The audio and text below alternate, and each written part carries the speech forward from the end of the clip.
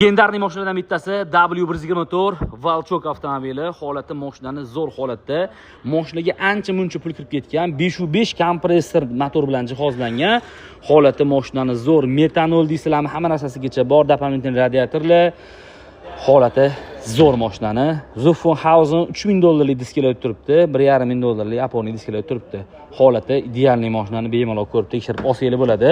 3.1 sekundda 100 ga chiqadigan mashinalardan bittasi. Holati zo'r, 300 lik tablolar turibdi, klimatlar turibdi. 4 ta oynalar elektronniy. Hop. 5.5 AMG ni o'zini korobkalar bilan turgan ekan.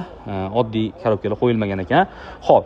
Sportivniy hadoylar, mashina suzmaydi, xudo xolasa. Polislik balonlar turibdi. Holati yaxshi, gulshidarlar hammasi trassalar qilingan.